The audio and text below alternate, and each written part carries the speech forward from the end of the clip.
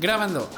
Muy buenas, queridos caóticos. Hace unos días el líder del cártel Jalisco Nueva Generación fue abatido en una operación sin precedentes que desató en México una ola de violencia en varios estados. Las noticias que han llegado aquí a España han sido muy puntuales y muy concretas, y voy a aprovechar para enterarme bien de qué es lo que ha sucedido y saber cuál es el contexto. Para ello voy a hacer reacción al vídeo de un canal muy documentado que se llama Armapedia, en el que habla de El Mencho y hace una cronología del operativo en Tapalpa, Jalisco. Vamos a ver este vídeo, vamos a ir comentándolo. Ya sabéis que para poder ver el vídeo en las mejores calidades tenéis que ir al canal de Armapedia y lo veis allí, y aquí vais a ver mi reacción a este tema y voy a haceros un montón de preguntas porque hay muchas cosas que no entiendo. Simplemente quería saber qué es lo que ha sucedido. Vamos a ver este momento. No te olvides suscribirte al canal activando la campanita de notificaciones para no perderte nuevos vídeos, y si te gusta el contenido ya lo sabes, dale like, no te cuesta nada, es gratis y nos ayudas mucho. Vamos a ver qué es lo que ha sucedido. Somos caóticos. Os recuerdo que esto es una reacción y que voy a ir haciendo pausas durante el vídeo que aprovecharé para comentar. Play. Solo escuchar esto para mí ya asusta.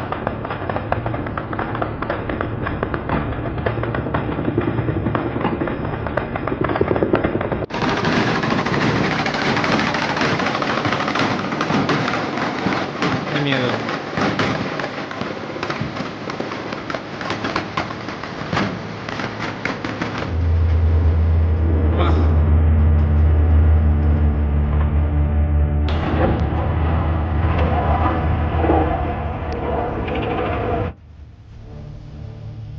Dios.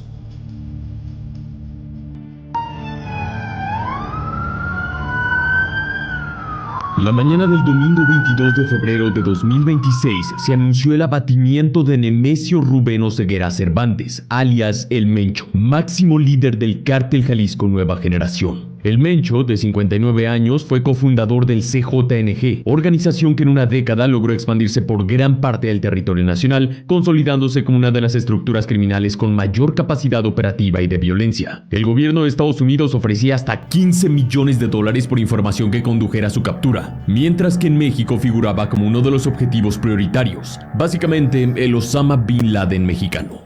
Os juro que es que desde España se pierde esa perspectiva. Realmente no se conocen estas cosas hasta que pasa algo como esto. Es como si estuviese todo tan lejos que uno no tiene conciencia de la realidad que hay dentro de cada país, ¿no? Lo que comenzó como una cadena de rumores acompañados de estallidos de violencia en distintos puntos del país, terminó escalando hasta convertirse en uno de los acontecimientos más trascendentes para la seguridad nacional mexicana en la última década. Según la información preliminar, la operación habría combinado inteligencia estratégica de alto nivel, coordinación interinstitucional, inteligencia proporcionada por los Estados Unidos y una ejecución táctica precisa. En esta operación participaron elementos de Fuerzas Especiales del Ejército Mexicano y la Guardia Nacional, la Fiscalía General de la República, el Centro Nacional de Inteligencia Mexicano y áreas de inteligencia militar. La pregunta ahora es inevitable: ¿cómo se gestó realmente esta mega operación? ¿Qué papel jugó la inteligencia compartida por Estados Unidos? Y, sobre todo, ¿qué implica la muerte del Señor de los Gallos para el futuro de la guerra contra el narco? ¿Quién será su sucesor y cómo se reconfigurará el mapa criminal en México? Bueno, todo eso estás por conocer. Te habla Jorge Rojas. Bienvenido a Armapedia. Bueno, primero agradecer a Jorge Rojas por este trabajo y por ponernos a todos en contexto, a la gente que lo conocéis y a la gente que no conocíamos este tema con detalle. Es terrible, realmente todo aquello que genera violencia, que genera inseguridad, es algo que no debería existir. Cuando hay temas de poder en los que juega lo legal con lo ilegal, da mucho miedo.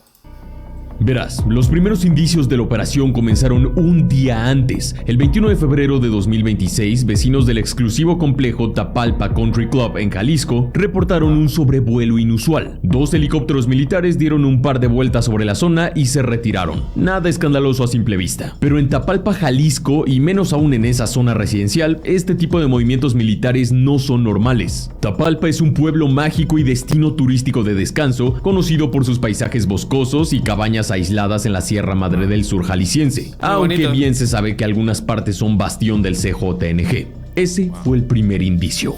No obstante, la mañana del domingo 22 de febrero, alrededor de las 7 de la mañana, cuando apenas amanecía entre los bosques de la sierra, la escena cambió radicalmente. Testigos reportaron el avistamiento de 4 helicópteros militares, posiblemente UH-60 Black Hawk artillados con M134 minigun, acompañados por 2 aviones TCIC Texan II de la Fuerza Aérea Mexicana.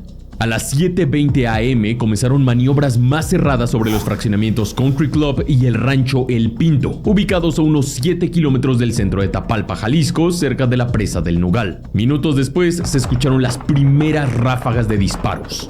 Helicópteros artillados, según múltiples testimonios, efectuando fuego hacia tierra mientras fuerzas federales avanzaban por los caminos rurales que conducen al rancho El Pinto. El enfrentamiento se habría extendido por aproximadamente 2 horas. Verás, durante años, el Mencho construyó una red compleja de protección, casas de seguridad, anillos de vigilancia, rutas alternas y refugios distribuidos en todo Jalisco, Colima, Nayarit, Guanajuato y Michoacán. Es brutal porque el tiempo que pueden estar operando se van haciendo como laberintos de protección, es lo que estoy entendiendo. Vamos a seguir. La habilidad constante era su principal blindaje. Esa disciplina operativa alimentó durante años la percepción de que su captura era prácticamente imposible, muy similar a como pensábamos con el Mayo Zambada. Ahora bien, aunque la información oficial es limitada y probablemente muchos detalles no se revelen pronto, todo apunta a que los hechos centrales ocurrieron en el rancho El Pinto, ubicado a tan solo 2 kilómetros del complejo Tapalpa Country Club. No se sabe con certeza qué hacía el Mencho en ese rancho o cerca de él. Podría haber sido un periodo de descanso en el bosque de la Sierra Madre del Sur. Ahora sabemos que estaba con una pareja sentimental. Tal vez una reunión estratégica, no lo sabemos. Lo que sí es consistente con su historial es que viajaba con su círculo más cercano de seguridad, básicamente su guardia pretoriana, como en prácticamente todos sus desplazamientos. Lo que aparentemente no lograron detectar fue que el movimiento ya estaba en marcha. Según el comunicado oficial de la Secretaría de la Defensa Nacional, Defensa, Fuerzas Especiales del Ejército Mexicano, posiblemente de la Fuerza Especial Conjunta FEC o de las Fuerzas Especiales de la Brigada de Fusileros Paracaidistas y apoyadas por la Fuerza Especial de Reacción Inmediata de la Guardia Nacional FERI, ejecutaron una operación basada en meses de inteligencia estratégica con colaboración del Centro Nacional de Inteligencia y la Fiscalía Especializada en Materia de Delincuencia Organizada FEMDO, a quienes a su vez Estados Unidos les había entregado paquetes de inteligencia extremadamente importantes para esta operación.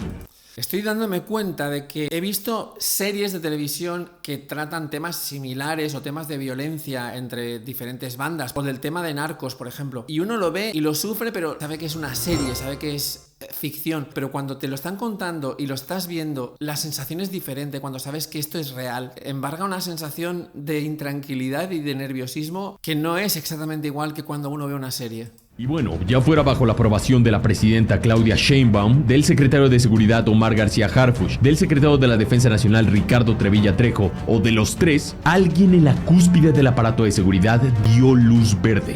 Durante el potente intercambio de fuego, 4 integrantes del CJNG fueron abatidos en el lugar y otros 3 fueron gravemente heridos, todos ellos presuntamente miembros del anillo de seguridad más cercano al Mencho. En algunos canales cerrados han comenzado a circular presuntos nombres de integrantes de alto nivel del CJNG. Entre los alias mencionados se encuentran el Sapo, el Alacrán, el Rebelde, el R1, que según esto es hijo del tío Laco, el R3, el J1, el Fresa, el Tigre, el Chaparro y el Comandante Pai.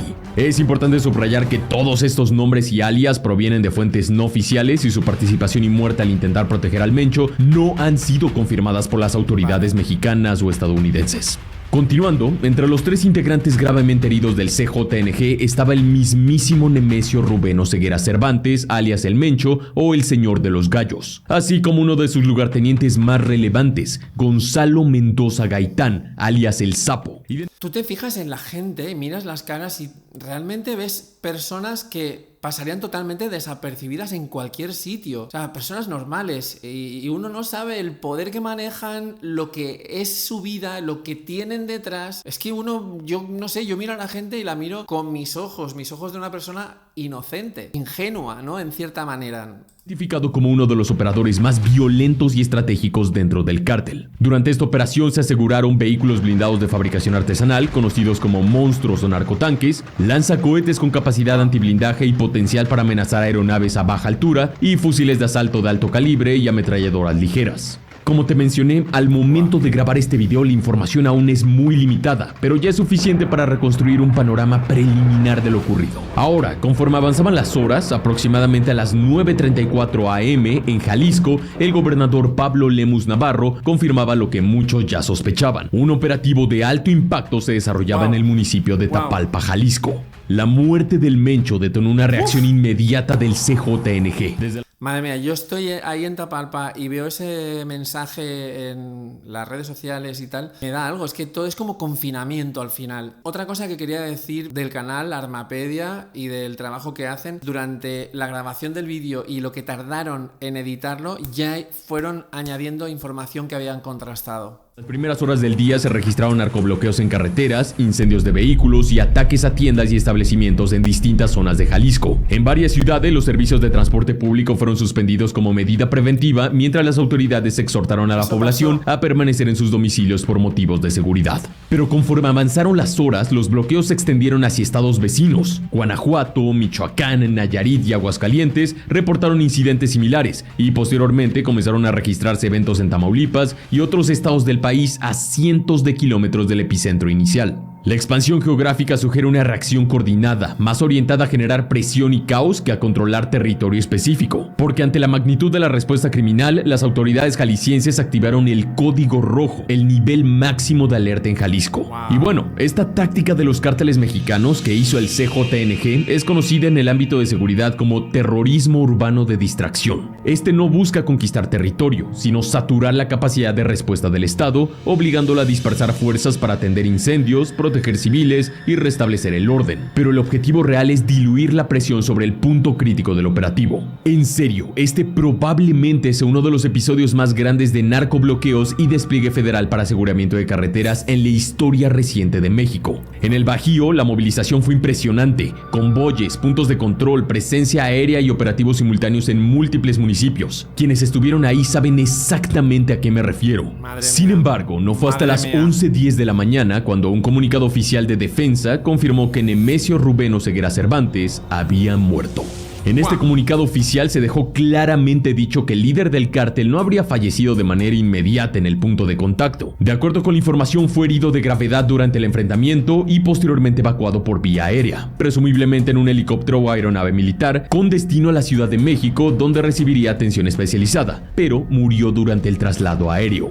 Y es fundamental repetirlo. Según la versión oficial, el Mencho fue capturado con vida, pero gravemente herido durante el operativo, pero posteriormente sucumbió a las heridas sufridas. Desde el punto de vista operativo y jurídico, se trata de una captura seguida de muerte por lesiones en combate, no de una ejecución ni de un fallecimiento instantáneo en el lugar. Porque tan solo imagina esta escena. El Mencho, gravemente herido junto a otros dos de sus escoltas, incluido el Sapo, es evacuado de inmediato en una aeronave militar rumbo a la Ciudad de México. El protocolo era claro: extracción aérea urgente. Y en pleno vuelo, desangrándose lentamente, muere el hombre más poderoso del crimen organizado en México.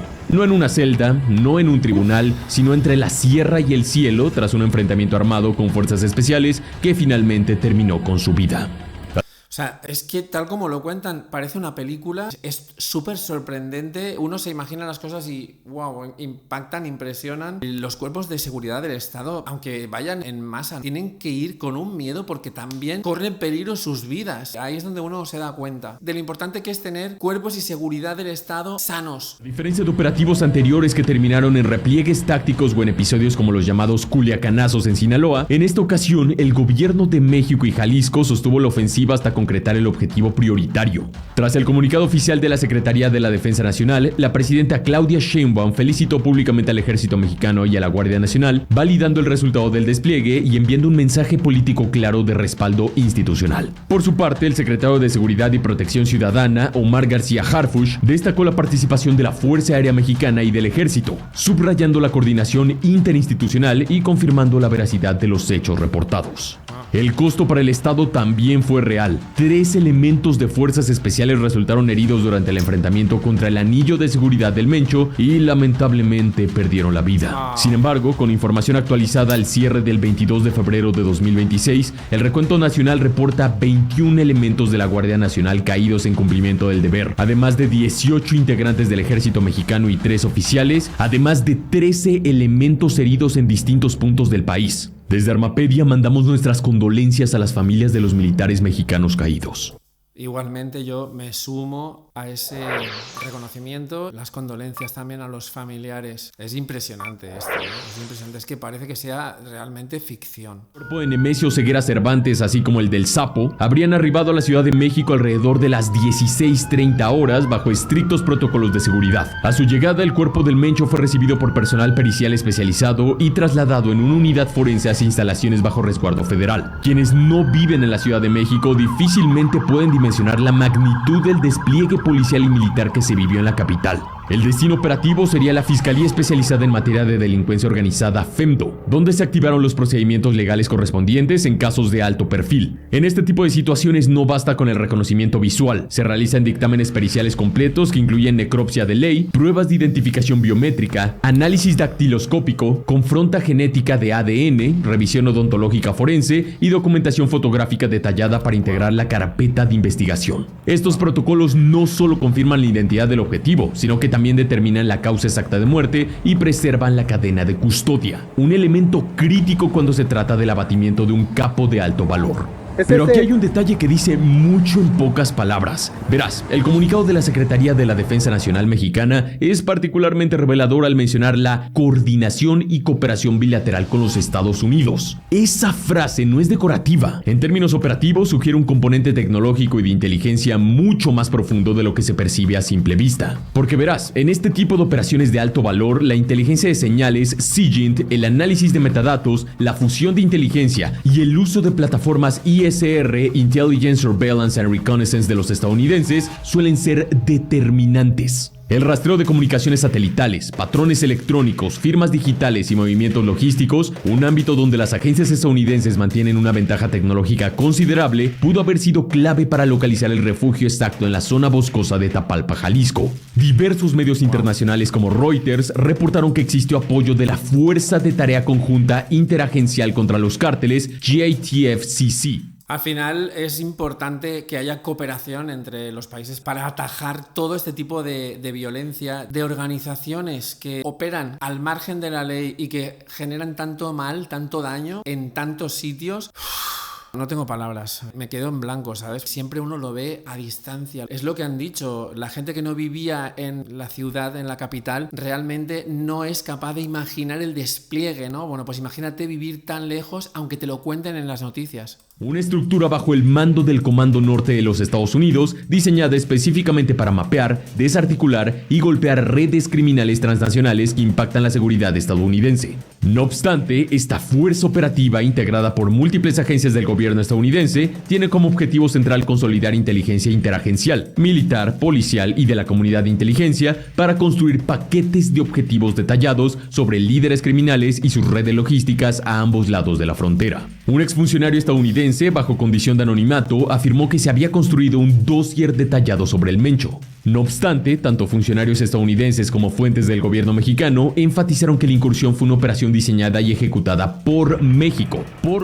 Es que, tal como lo estoy viendo, hay veces que tú te enteras de lo que está sucediendo, el momento en el que ha sucedido la noticia, pero la operación puede estar gestándose años, muchos años, buscando información, buscando de qué manera trabajan, cómo se mueven, en qué lugares están. Es como un estudio constante y continuo de movimientos de estas organizaciones, un poco lo que se vivía en España, por ejemplo, que se infiltraban, por ejemplo, personas de la Guardia Civil para la organización criminal ETA, para saber cuáles iban a ser los movimientos y poder sacar pruebas para poder detener a los altos mandos, ¿no? A la cúpula. Soldados mexicanos, sin participación física de personal militar estadounidense en el terreno. Y sí, lo entiendo, puede haber dudas sobre eso, pero la verdad es que nunca lo sabremos. Fue hasta las 19:54 horas cuando Caroline Leavitt, portavoz de la administración de Donald Trump, emitió un comunicado a través de X en el que confirmó que Estados Unidos sí proporcionó información de inteligencia al gobierno mexicano para contribuir al éxito del operativo que culminó con el abatimiento del Mencho. Sin embargo, la vocera estadounidense no ofreció detalles adicionales sobre qué agencia o fuerza específica habría participado en la generación de esa inteligencia, ni aclaró si existió algún nivel adicional de involucramiento estadounidense más allá del intercambio informativo y de inteligencia.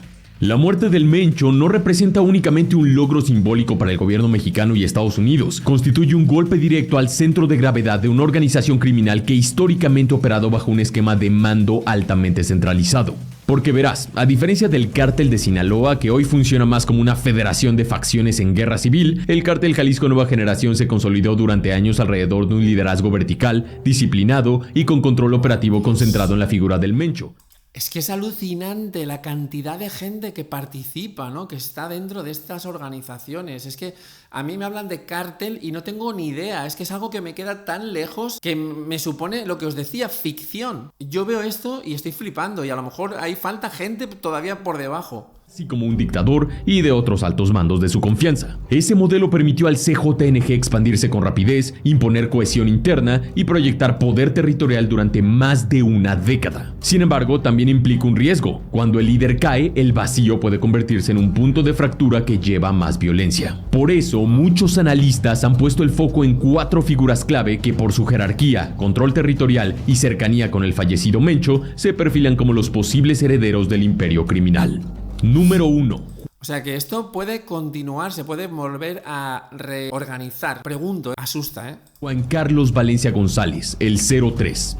Verás, el 03 es considerado por algunos analistas como el candidato natural. Es identificado como hijastro del Mencho, lo que le otorgaría una legitimidad simbólica dentro de la estructura interna del cártel, especialmente tras la captura y extradición de Rubén Oseguera González, el Menchito, hijo biológico del líder y quien durante años fue visto como el heredero directo. Pero además del factor familiar, su peso operativo es muy relevante. Al 03 se le vincula con el liderazgo del llamado Grupo Élite, una de las células más agresivas del CJNG. Sin embargo, el liderazgo no estaría exento de tensiones. Los jefes de plaza con mayor antigüedad, autonomía territorial y control financiero podrían cuestionar su autoridad, especialmente si perciben que su legitimidad descansa más en el apellido que en el consenso operativo. Número 2. Audias Flores Silva, el jardinero. Este es quizás el estratega con mayor poder operativo dentro del CJNG. Sus hombres de mayor confianza se llaman a sí mismos gente del jardinero. El jardinero controla la producción y tráfico de drogas sintéticas en la zona del Pacífico y es el encargado de la seguridad en el bastión de Nayarit, así como de otras zonas en Michoacán y Jalisco. Al jardinero se le considera un hombre de negocios con una disciplina militar férrea, lo que lo convierte en un candidato capaz de mantener la estructura financiera y logística del CJNG. O sea, es que no solamente son personas que se juntan y que tejen una red, no. Realmente tienen disciplina de ejército. O sea, un tipo de disciplina de ejército. Pregunto, lo dejo ahí porque es que estoy flipando. Lo intento comparar con lo que sucedía en España con la organización terrorista ETA, pero wow, es alucinante. Número 3. Heraclio Guerrero Martínez, Tío Laco. Este representa la conexión del cártel con las redes de autodefensas y grupos locales en Michoacán, así como de las redes de huachicol del CJNG. Su importancia radica en su conocimiento del terreno y sus alianzas estratégicas para el control de precursores químicos en los puertos de Lázaro Cárdenas y Manzanillo. Aunque es una figura de gran jerarquía, su perfil es más de operador regional que de líder global de la organización. Además, dejar en claro que uno de sus hijos, conocido como R1, murió en la operación contra el Mencho. Número 4. Ricardo Ruiz Velasco, R. Este es el comandante operativo con mayor exposición mediática, famoso por los videos propagandísticos donde muestra el poder de fuego del cártel, así como ordenar el asesinato de una influencer mexicana. Es uno de los jefes de plaza en la zona metropolitana de Guadalajara y es el responsable de la respuesta armada ante operativos federales. Ahora mismo me acaba de venir a la cabeza una serie de una organización también similar en Netflix. No recuerdo ahora el nombre de la artista que es colombiana. Y ahí creo que lo explicaban todo muy bien. Pero es que uno lo vive como ficción. Sabe que te están contando una realidad, pero uno lo vive como ficción. Es alucinante, de verdad. Dada la familia del Mencho ha sido total, pero su estilo impulsivo, ruidoso y violento podría ser un obstáculo si la organización busca una etapa de menor confrontación con el Estado mexicano. Así que la caída del Mencho representa sin duda el punto de inflexión más relevante en la estrategia de seguridad de la administración encabezada por Claudia Sheinbaum y del secretario Omar García Harfuch. Sin embargo, la experiencia histórica es muy clara. El narcotráfico en México opera como una hidra. La eliminación de una cabeza no garantiza la desaparición del cuerpo. El verdadero desafío no fue únicamente ganar la batalla en las montañas de Jalisco, sino sostener el control territorial, impedir la fragmentación violenta y evitar que el vacío de poder detone nuevas guerras regionales. El Señor de los Gallos ha caído, pero la estructura que construyó permanece. Redes financieras, células armadas, rutas logísticas y mandos intermedios que ahora enfrentan una etapa de redefinición. Las próximas semanas y meses serán decisivas para determinar si este golpe marca el inicio del debilitamiento estructural del CJNG o si estamos ante una reconfiguración más agresiva y descentralizada.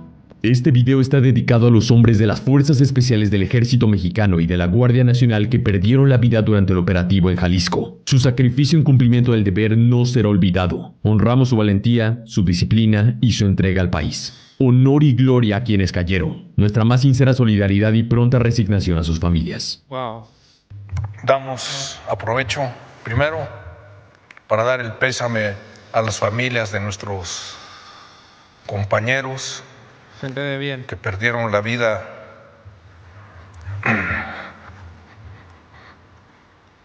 también, y un reconocimiento a nuestro personal militar que realizó una operación exitosa. Se puede ver desde muchas ópticas, pero es definitivo que cumplieron su misión. ¿Y qué es lo que se demostró? La fortaleza del Estado mexicano. De eso no hay duda. Gracias. Wow. De todo esto, lo único importante y triste es la caída de las fuerzas de estas personas que haciendo su deber cayeron, ¿no? Me sumo a estas condolencias para las familias y a las frases que se han dicho al final del vídeo que me han parecido impresionantes. Vamos a dejarlo aquí. Os leo en comentarios si me queréis decir cómo lo habéis vivido, si en vuestra ciudad se dio una de estas olas de violencia. Ojalá se pudiesen desarmar absolutamente todas las organizaciones criminales y que la gente pudiese vivir en paz, que no hubiese tanta violencia. Al final, los ejércitos están para ayudar, para socorrer al pueblo. Para mí son héroes, nada más que decir. Gracias por la compañía y nos vemos en el siguiente vídeo. Hasta la próxima.